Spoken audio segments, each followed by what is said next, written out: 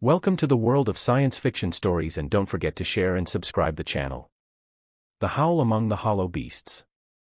Roscoe's boots sank into the damp moss just beyond the treeline as the sun dipped below the horizon.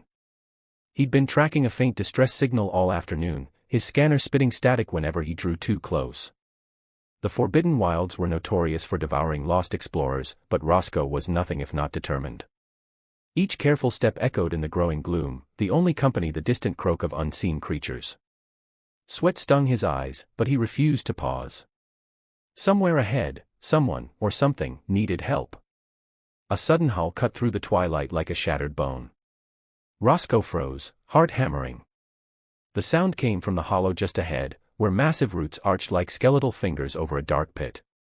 His training told him to retreat, to wait for backup. But the scanner's wail, that single, desperate pulse, spoke of a life in peril. He tightened his grip on the pulse rifle strapped to his back and edged forward, boots brushing against slick fern fronds. The pit yawned before him, its depth swallowed by an unnatural blackness. The air reeked of decay and wet stone. Roscoe knelt at the edge, peering into the void. Faint cries drifted up, fragile, wounded voices calling for mercy. He swallowed, leaned over, and raised his flashlight. The beam revealed a tangle of limbs and chitinous scales. A small form lay trapped amid broken branches and shredded hide. An alien girl, no more than 12 cycles old, her emerald skin smeared with blood and her eyes wide with terror. "I'll get you out," Roscoe whispered, voice rough with urgency. Reverberations of distant scratching announced the approach of predators eager for fresh prey. He dropped to his knees, forcing a calm breath as he assessed her injuries. Deep gashes crisscrossed her arms, one side of her blouse was torn away, revealing bruises blossoming beneath wounded flesh. But fear shone brightest in her gaze, an unspoken plea shimmering there. Roscoe shook his head. "You're not alone now." Working quickly, he snapped the beam toward a sturdy branch overhead, then used the edge of his combat knife to saw through the vines pinning Cora's legs. She flinched, a gasp slipping free. He murmured soothing words in low tones, careful not to startle her as her body trembled. Above them, the forest seemed to lean in, the hush broken only by his steady blade and the girl's shallow breaths. With a final slice, the last vine fell away, and Cora's weight shifted. Roscoe caught her in his arms even as she sagged, exhausted.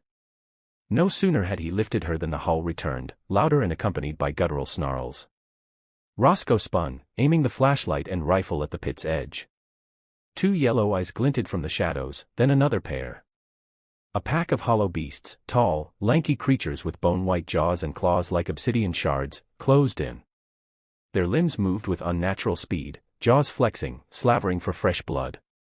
Roscoe's pulse quickened, adrenaline surged. "Hang on," he muttered. He set Cora gently on a flat rock, crouched, and fired a warning shot. The beam of light cut through the dusk, illuminating the beasts' grotesque forms. They scattered for a heartbeat, caught off guard by the thunderous echo. Heart pounding, Roscoe backed toward Cora, rifle raised. The beasts regrouped, snarling in a synchronized chorus that shook the roots overhead.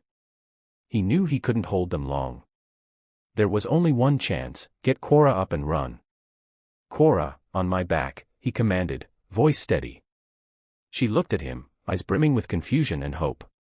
Without hesitation, she scrambled onto his shoulders, arms wrapped around his neck. Roscoe braced himself, then darted toward a narrow ledge winding up the moss-covered wall. The beasts lunged, claws raking the air where Cora's ankle had been. He felt the wind of their strike as he sprinted, muscles burning. Each step drove him closer to safety, or deeper into the unknown. As they climbed, the howls faded behind them, replaced by the echo of Cora's stifled sobs. Roscoe didn't slow until he reached a ledge high above the pit. He paused, chest heaving, and gently lifted Cora down. She touched the rock, legs trembling but alive. He crouched beside her, scanning the darkness where the hollow beasts circled below. For a moment, neither spoke. Then Cora fell forward, head bowed, tears wet against her cheekbones. Roscoe placed a steady hand on her shoulder. "You're safe now," he said softly. But safety was a fragile dream here. Roscoe knew those beasts would not leave them be. Somewhere in the towering trees and shadowed hollows, more dangers waited. And Cora, so small, so fragile, would only survive if he led her through every terror the wilds could offer. He stood, hoisted Cora into his arms again, and with the scanner's light flickering like a lone star in the dark, he set off along the ledge toward the forest's edge. Behind them, the hollow beasts watched and waited. The lantern in the abyssal grove. Roscoe's breath came in ragged gulps as he and Cora crept along a narrow, winding track through the abyssal grove. The trees here arched overhead, their gnarled branches entwined so densely that even the dim light of the fading sky barely pierced the canopy. Every leaf shimmered with a faint bioluminescence, casting eerie, shifting patterns on the moss-covered ground. Cora's small hand trembled in his, and he squeezed it gently, doing his best to quell her rising panic. "Just a little farther," he whispered. "We'll find the edge soon." Behind them, the flat, echoing howls of the hollow beasts reverberated through the gnarled wood. Roga, the alpha of that savage pack, would not relent until they were torn apart. Roscoe glanced over his shoulder, scanning the gloom with his handheld scanner. It flickered and spat static, warning of multiple heat signatures closing in from every direction. Cora pressed close against his side, her wide eyes reflecting both fear and unwavering trust. He swallowed hard, determined not to let her down. A sudden glow appeared ahead like a beacon in the dark. A figure stood beside a massive root that bloomed with phosphorescent fungus. She held an ancient lantern, its glass globe cradling a twisting blue flame that burned without fuel. The stranger's cloak was hooded and tattered, colored in muted grays that blended seamlessly with the grove's shadowed palette. The light she carried pulsed in time with the distant heartbeats of the forest itself. Roscoe exhaled in relief. "Juno," he said. "Is that really you?" The figure lowered her hood, revealing a slender face framed by midnight black hair streaked with silver. Her eyes held knowledge older than any map Roscoe had studied, and her voice was soft yet carried authority. "Roscoe," she murmured, "and the little one is Cora." "Yes," Cora nodded, clutching Roscoe's hand.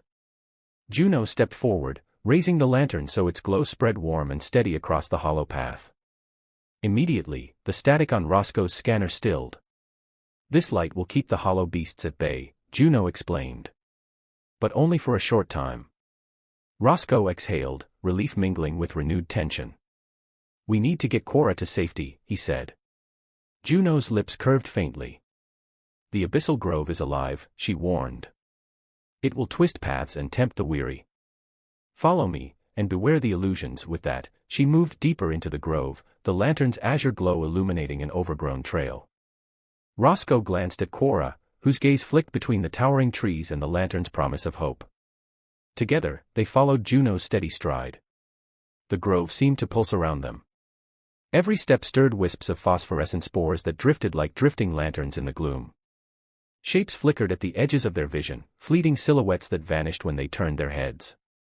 Roscoe felt a cold dread, as though unseen eyes observed their very souls. Once, he thought he heard Cora's voice echo from behind a cluster of vines, but when he turned, there was nothing but the forest, and their own quickening breaths. "The hollow beasts fear this light," Juno said, her tone gentle. "But the grove itself will test you." As they advanced, the path split into two. One route descended toward a mist-shrouded hollow where faint whispers curled around the roots. The other wound upward, narrowing as it hugged a stony ridge. Juno paused. "The grove offers choices," she said. "Choose with your heart, not your fear." Roscoe studied Cora's face. The girl's wide eyes darted between the descent and the climb. Finally, Cora pointed toward the ridge. Roscoe nodded and led them upward, Juno's lantern held high. The ridge was treacherous. Slick stones jutted out like broken teeth, and on either side, the land dropped into yawning chasms filled with pale fog. Roscoe moved slowly, planting each foot with care. Cora trailed behind him, her small hand tightening around his jacket. Juno followed, her lantern flame undimmed. Halfway along the path, the ground trembled. From the depths below came an unearthly roar. Roga had found their trail. Roscoe's heart thundered. He glanced at Juno. She met his gaze steadily. "The light will guide you," she said. "Trust it." As they pressed on, shapes coalesced in the mist, colossal tree faces carved by unseen hands and alive with shifting expressions. One tree face loomed directly in their path, its eyes flickering like dying embers. Cora froze. "I," I think it's calling me, she whispered. Roscoe stepped forward. Call it back, he encouraged. Cora drew in a shuddering breath and stood tall. Grove spirit, she said, voice quivering, I seek only passage. Let me go in peace. The tree face eyes glowed brighter, then slowly faded, and the path reopened. Roscoe exhaled, astonished at her courage. Juno nodded approvingly. But no triumph was complete. A sudden crack rang out as a massive branch snapped overhead. Roga's snarls rolled through the trees as the alpha beast launched itself from above. Its pale fur rippled, claws extended, jaws gaping. Roscoe grabbed Cora, pulling her close as Juno swung the lantern like a beacon of defiance. The blue flame surged, casting wild shadows across Roga's face. The beast skidded to a halt, nostrils flaring. It snarled, jaws snapping, but the light drove it back. Roga circled, testing the flame's strength. Roscoe raised his pulse rifle, but Juno held up a hand. The forest permits no blood this night, she intoned. The alpha beast roared, defying her words. Cora's eyes filled with tears. Roscoe frowned. We can't keep running, he muttered. We need to find its lair and end this. Juno's lantern flickered thoughtfully. Then you must face the lantern's truth, she said. Roscoe frowned. Truth, Juno nodded. The lantern reveals what lurks in the heart. Only when fear is named can it be banished. She knelt beside Cora, placing the lantern between them. Look into the flame, she instructed softly. Cora hesitated, then pressed forward. In its swirling depths, Cora saw a vision, herself abandoned, alone amid the predator's jaws. Tears streaked down her cheeks. Roscoe knelt beside her, voice gentle. It's okay, he murmured. I'm here. Cora's sobs quieted as she locked her gaze on the flame, facing the terror she had buried. The blue light glowed steady, the flames smoothing. When Cora withdrew her eyes, she stood taller. I'm not alone, she said, voice firmer. The moment passed like a breath. Roga's roar echoed, closer now. Roscoe stood, taking Cora's hand. Juno rose as well, lantern held high. The grove acknowledges your courage, Juno declared, voice echoing in the stillness. The path ahead opens. At her words, the moss at their feet shifted, revealing a hidden staircase of stone winding downward. It led into a vast root chamber bathed in ghostly light. Roga let out a frustrated snarl, retreating into the mist. Roscoe surveyed the chamber. Massive roots wove across the ceiling like a living web, glowing softly. Strange symbols were carved into the bark, runes of warding and protection. Juno's lantern flickered in recognition. This is the heart of the grove, she whispered. Beyond lies the trial you seek. Cora's gaze flicked between Roscoe and the stone stairs. Roscoe offered a gentle smile. Together, he said, and began to descend. Cora followed, stepping onto the smooth stones with newfound resolve. As they moved deeper, the lantern's glow revealed more runes, warnings of forgotten guardians and echoes of past travelers.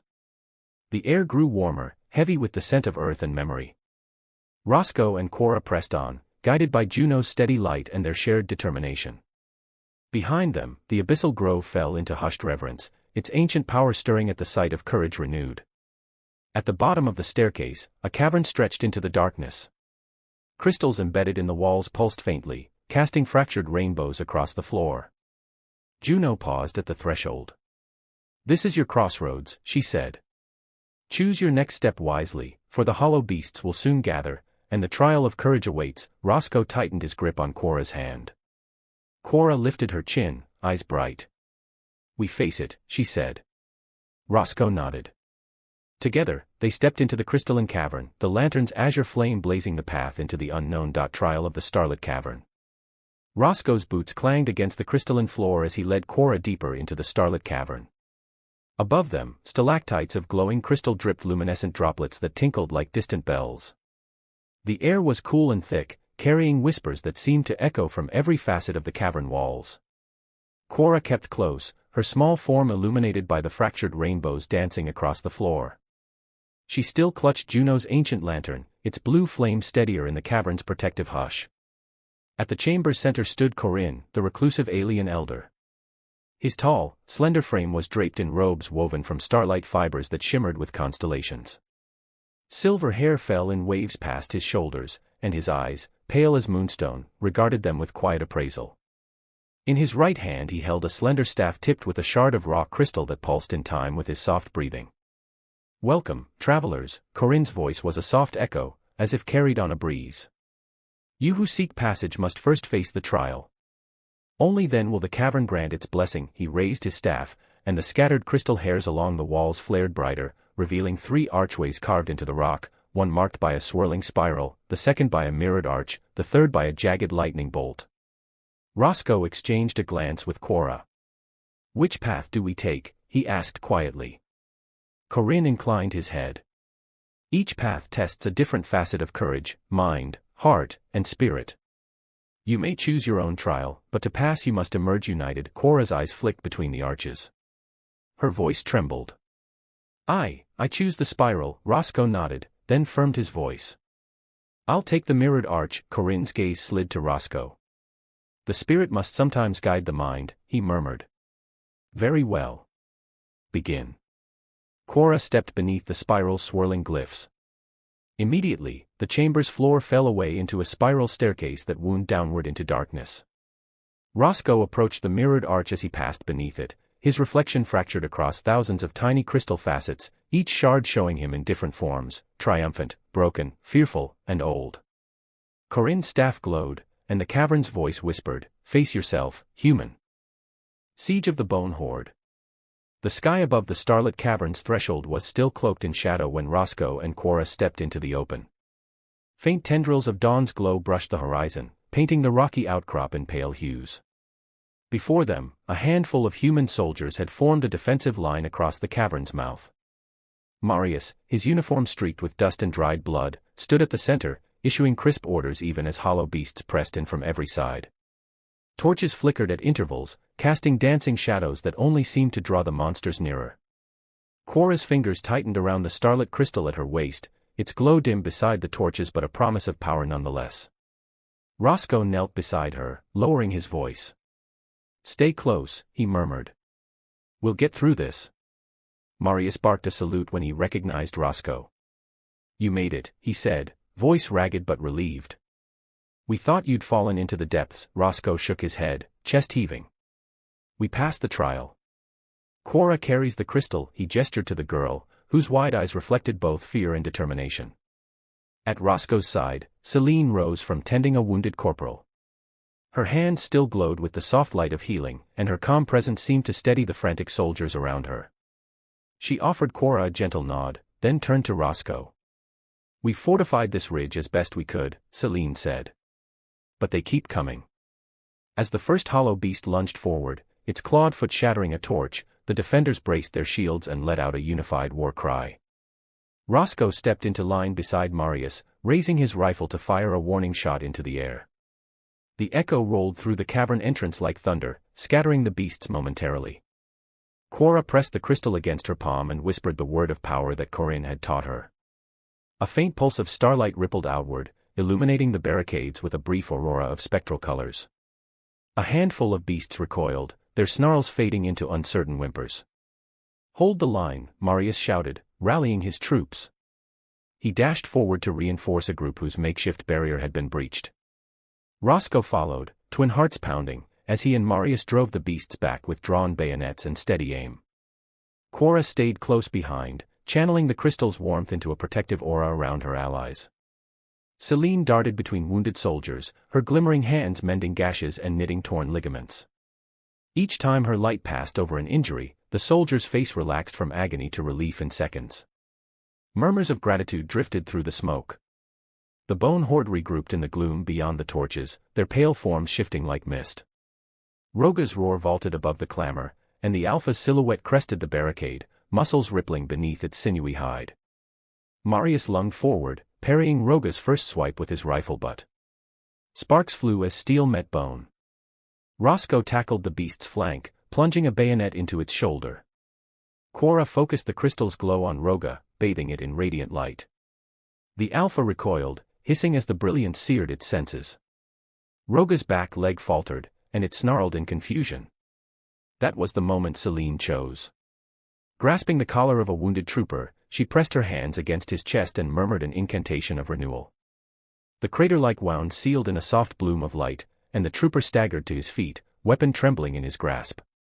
Seeing new reinforcements rise before them, the human soldiers roared and pressed the attack, driving shards of bone from their positions. Behind them, Cora pressed forward, channeling every ounce of courage she had left into the crystal. White beams shot from its facets, clashing against Roga's pallid pelt like molten metal. Roscoe seized the opening and rammed his bayonet deep into Roga's flank. The beast howled in pain, stumbling backward into the mass of its pack.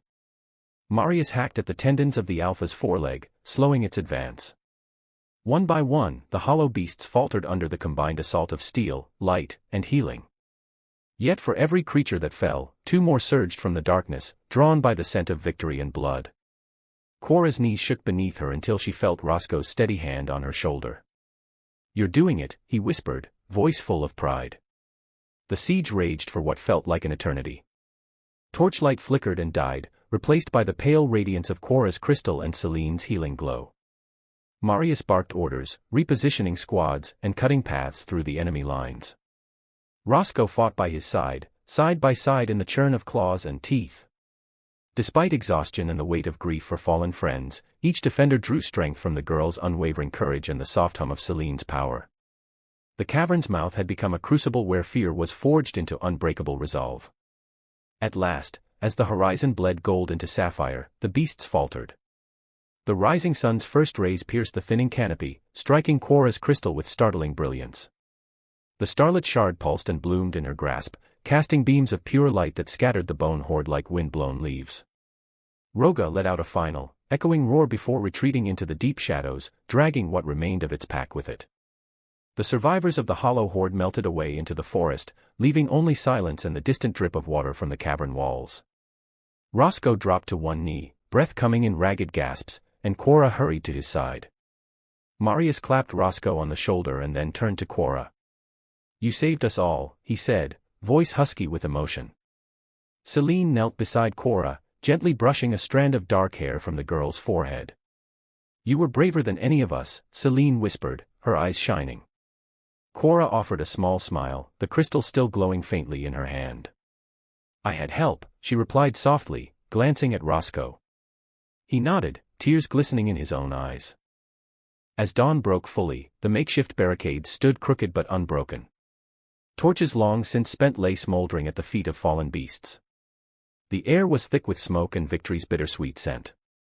Roscoe rose and offered Cora a hand, which she took with confidence.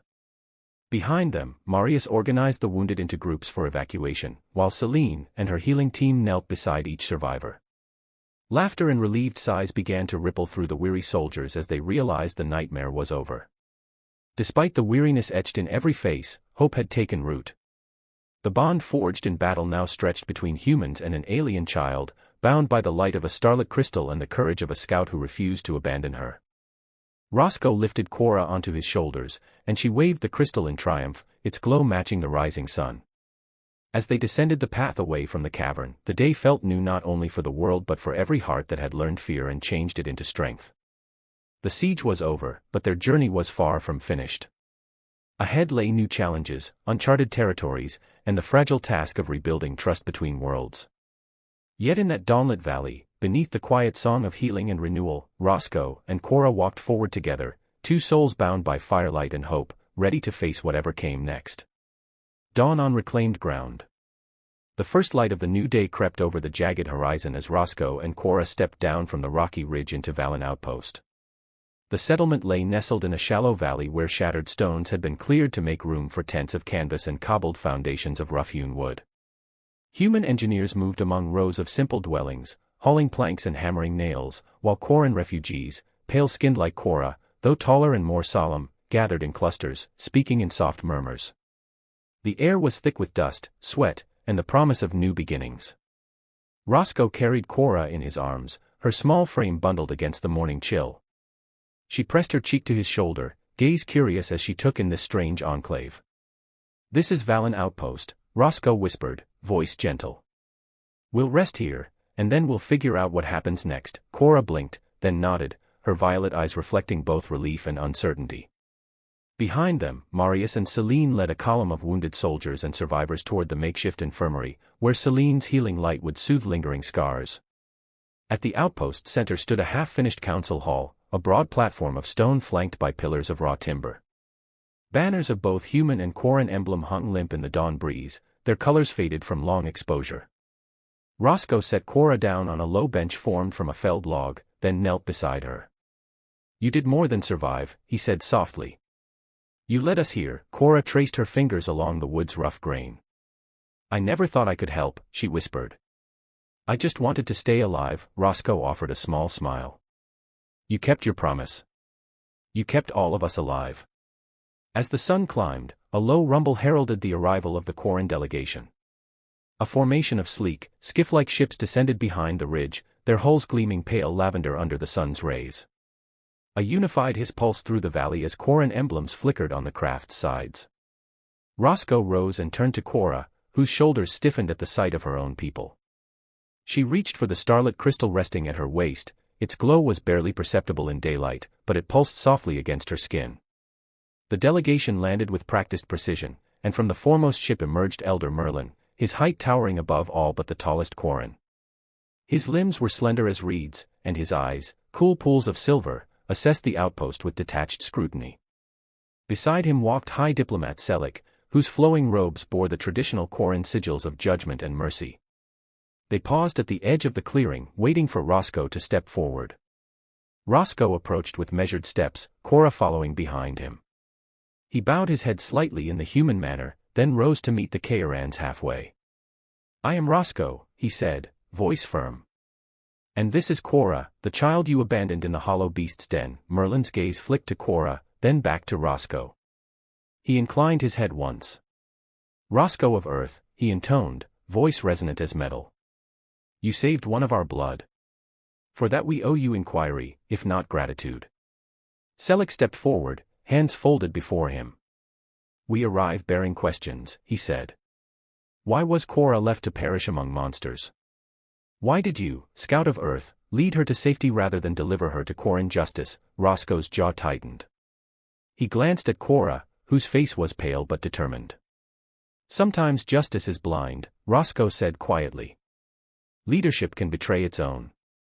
I chose mercy over orders." Silence fell as the Quarren elders digested his words. Cora straightened, stepping between Roscoe and the elders. Her voice quivered but carried. "My people cast me out," she said. "They called me too gentle, too afraid. But I have learned courage. You abandoned me, but Roscoe showed me trust. I will not return to those who forsook me." Her gaze burned with a mix of hurt and defiance. Merlin's shoulders twitched as though fighting an impulse. Then he raised his hand in a gesture of peace. "Cora speaks with truth," he acknowledged. "The council erred in its judgment. For that, we owe you more than inquiry." Selic unfurled a scroll, parchment crackling. "We come with terms of reconciliation," he declared. "We request that Earth forces and Quarren can join to rebuild what was lost in the siege of the Hollow Beasts. In return, we offer sanctuary to all who follow Cora's path of mercy." A murmur rose among the Quarren refugees, eyes glittering with guarded hope. Roscoe exchanged a glance with Cora. She drew a steadying breath before speaking. "I will help build this sanctuary," she said, voice clear. "And Earth will stand by us." Roscoe placed a hand gently on her shoulder as the elder Merlin approached. With a slender finger, Merlin traced the scroll's runes in the dust. He then extended his hand to Roscoe. "We begin anew," he said. Roscoe clasped it, sealing the fragile alliance. The outpost bustled with new purpose. Humans and Cairans hauled lumber side by side, their laughter and shared sweat bridging cultures. Cora worked among them, carrying stone and sharing whispered stories. Roscoe oversaw the work, offering guidance and praise. Celine had established a healing circle beneath the rising council hall, where wounded Cairans stepped forward to be mended. Each healing glow wove bonds of gratitude. As midday sun streamed across the valley, Roscoe led Cora to a small grove at the outpost's edge. A single sapling, Bloodwood by name, had been planted in memory of the fallen, both human and Quarren. Its red leaves whispered in the breeze. Cora knelt and brushed the soil around its base. "This tree will stand long after we are gone," she said softly. Roscoe knelt beside her. It will remind everyone that life can grow from sacrifice. A distant shout drew their attention. The council hall's platform had been completed, and both species gathered for the founding ceremony. Roscoe and Cora ascended the steps together. At the top, Merlin raised a crystal chalice, its facets catching the sun's rays. In honor of new beginnings, he announced. Selleck poured water from a silver vessel inscribed with Quarren and human glyphs, mixing a drop of Cora's crystal essence into the cup. May we share the burdens of the past and the hopes of the future, Selleck intoned. Roscoe and Cora drank from the chalice, and a spark of unity seemed to pass between them and the gathered crowd. A cheer rose, soft at first, then swelling like a wave. Humans and Kairans reached across the platform to clasp hands. The valley echoed with a promise that old grievances would be set aside, that mercy and courage would guide the new settlement. When the ceremony ended, Roscoe and Cora slipped away to the grove. Cora rested her head on Roscoe's shoulder, gazing up at the young bloodwood tree. We did it, she whispered. Roscoe traced her hair. Together, he agreed. A warm breeze stirred the leaves, and the sapling's branches danced. Below them, Valen Outpost thrived, the hum of saws, the glimmer of healing light, and the laughter of children, a mix of human and Quarren, chasing between tents as though fear had never been. The journey that began in a hollow pit among monsters had led them here, to reclaimed ground where dawn promised more than survival, it promised renewal. In the coming years, Roscoe would help build a bridge between worlds, and Cora would stand as living proof that mercy can outshine cruelty. Under the bloodwood's sheltering boughs, they vowed to honor the fallen by forging a future where every life, alien or human, would be given the chance to flourish. And in that vow, the outpost of Valen found its true foundation, a dawn lit not by sun alone, but by the steadfast light of hope.